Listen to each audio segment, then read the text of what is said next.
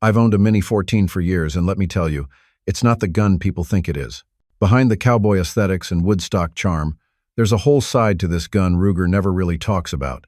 And once you dig into it, you start seeing the Mini in a whole different light. What's up, everyone? This is Ted from Line 45.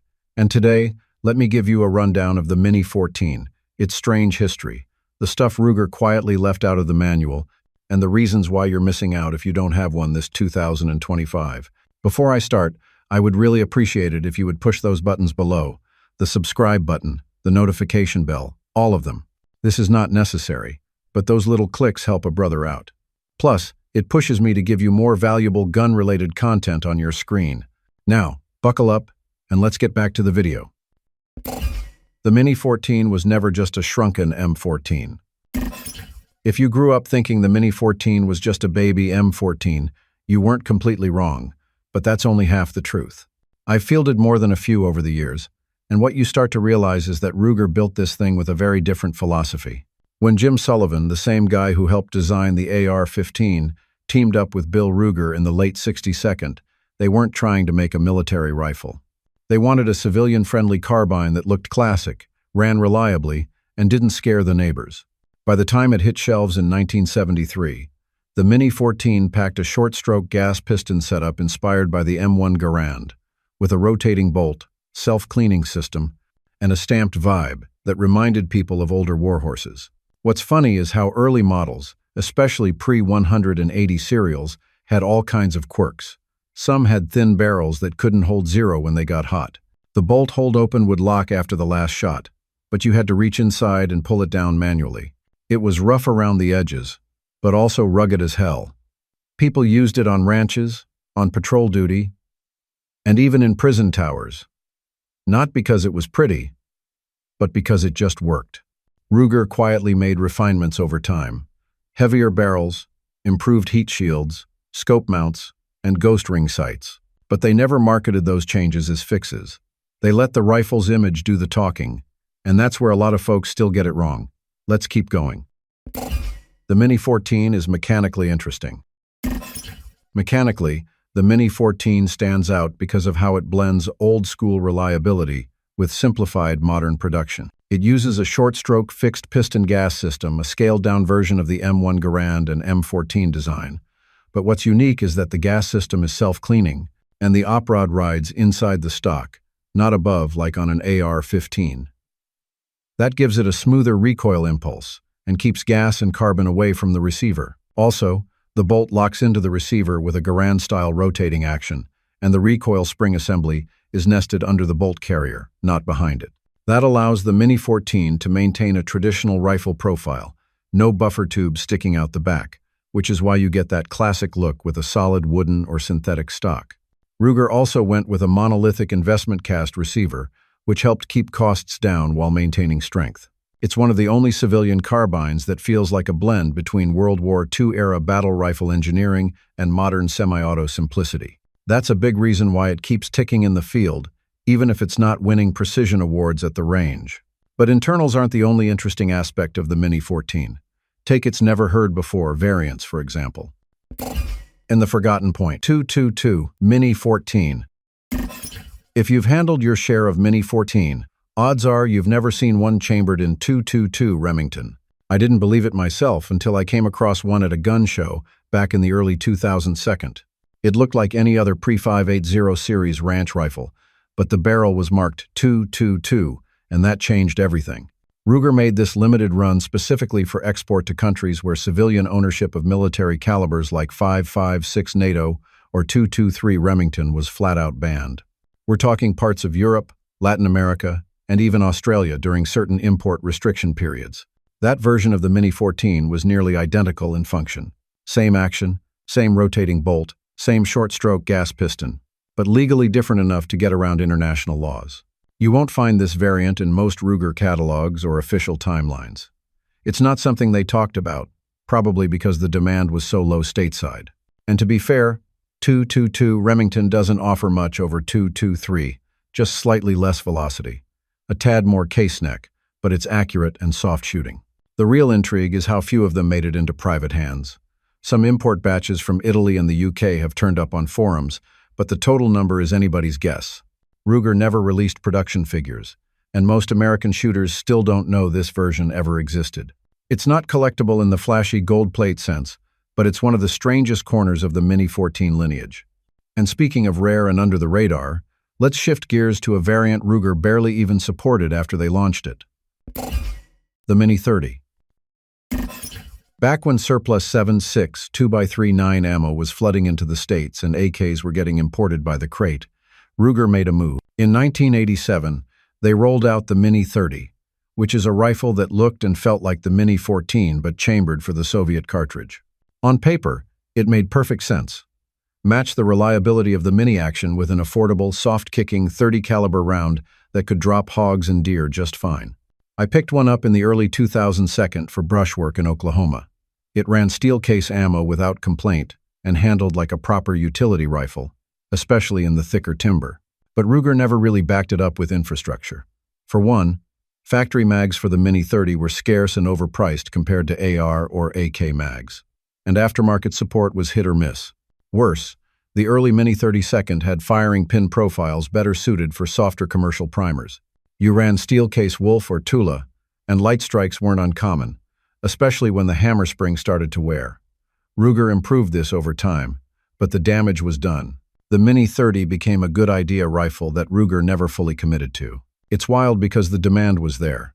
Even today, a lot of guys would rather hunt hogs or whitetails with a 30 cal carbine than a 223. But Ruger kind of left it on the shelf. They focused on other models, and the Mini-30 quietly aged into obscurity. But you know who took the Mini-14 more seriously? Certain police departments and even foreign military outfits. The Mini-14 goes to war. People tend to think of the Mini-14 as a ranch rifle or a truck gun, and sure, it's had that reputation for decades. But let me clear something up. This carbine went places most folks don't know about. I've seen photos of Mini-14 gigabyte models riding in cruiser racks back in the 82nd, issued to rural deputies and corrections officers who didn't need a full-blown M16 but wanted more punch than a shotgun. The GB stood for government barrel and featured a threaded muzzle, bayonet lug, flash hider, and a side-mounted sling swivel. Ruger never hyped it on the civilian side, but behind the scenes, they sold thousands to law enforcement agencies in the U.S. and abroad. One of the longest-standing users of the Mini-14 is the Royal Bermuda Regiment. They issued Mini-14 GBs for over 3 decades, only recently replacing them with newer NATO-caliber rifles. There's also evidence of limited use by French prison units and even Peruvian law enforcement. Some federal agencies in the U.S., including DOE security contractors, also reportedly ran Mini-14 for site defense in the late Cold War years. Even more interesting is the AC-556, the full auto version of the Mini-14. Select fire, 3-round burst, folding stock. It was Ruger's answer to the M16, just never adopted widely. But it did get into the hands of certain SWAT teams and was issued overseas in tiny numbers. You can still find pre-1986 transferable AC-556 on the NFA market. Ruger didn't promote these contracts much. They kept the Mini-14's image clean and civilian, friendly. But the gun saw real-world uniform duty, and it performed. That's why, when it showed up in high-profile incidents later, it sparked debate that Ruger still doesn't want to revisit. The Mini-14's dark legacy. Now this is the part Ruger would rather not talk about, and honestly I get why. The Mini-14 isn't just a rifle with a long ranch record. It's also been center stage in some of the most infamous and tragic events in modern history. The 1986 FBI Miami shootout? The suspects were firing a Mini-14.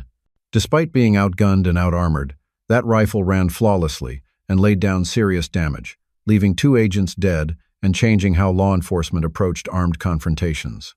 The FBI ditched revolvers after that. It wasn't the gun's fault, but it showed the Mini wasn't just some casual plinker. Then there's the 1989 École Polytechnique massacre in Montreal. A legally obtained Mini-14 was used in the killing of 14 women and injuring many more. Fast forward to 2011 Norway, where Anders Breivik used a Mini-14 and a Glock 17-inch, the Utoya Island mass murder. Most recently, in 2020, the Nova Scotia shooter used a smuggled Mini-14 as one of his primary weapons during a rampage that killed 22. These aren't easy stories to bring up, But they're part of the rifle's legacy because the Mini-14 has always walked that strange line between civilian tool and serious firepower. Ruger has never come out and addressed these directly, and they've kept the Mini's marketing focused on sport, ranch, and utility. But those headlines never went away. They live in the court documents, the after-action reports, and the hard conversations. And yet, through all that, the Mini-14 kept selling. So let me talk about the one feature Ruger almost never highlights, but finally got right after decades of user feedback. Accuracy, or rather, what they did to finally fix it. The accuracy fix Ruger quietly pulled off. If you've owned an older Mini-14 or shot one off the bench, you already know what I'm about to say. The early rifles just weren't made for accuracy. I remember my stainless ranch model from the 92nd. It looked great, ran clean, and felt balanced. But put 5 rounds downrange too fast, and your group spread like buckshot at 100 yards. Heat soaks warped the pencil-thin barrels, and that oversized gas system slapped the bolt hard enough to nudge the whole rifle around mid-cycle. You could squeeze a 3 to 4 MOA group with decent ammo, but you had to work for it. Then something happened around 2003. Ruger didn't make a big announcement, didn't slap a new and improved banner on the box. But if you were paying attention, you noticed the barrels got heavier. They shortened the gas port. They started machining the receivers with tighter tolerances. By the time the 580 series rolled out in 2007, the accuracy story had changed. I picked up a newer Mini and ran a few boxes of Federal soft points through it. The groups weren't just better, they were consistent. Under 2 MOA with factory ammo was suddenly doable, and with a good optic, it was more than just a nostalgia piece. But Ruger still doesn't talk much about that fix. It's almost like they'd rather let the old rep hang around so expectations stay low. The rifle improved, quietly, steadily, and a lot of shooters still don't realize it. Now here's the thing.